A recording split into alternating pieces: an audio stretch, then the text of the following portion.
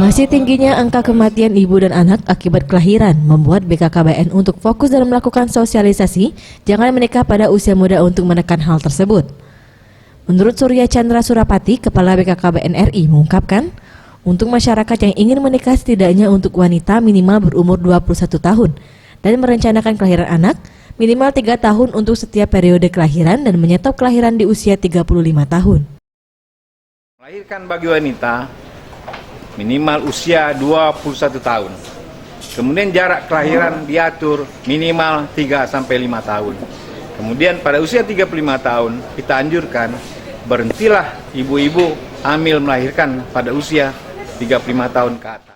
Ia menambahkan dengan program keluarga berencana setidaknya dapat menekan laju pertumbuhan penduduk dan meminimalisir angka kematian untuk kelahiran. Faradu Satria, Sriwijaya TV.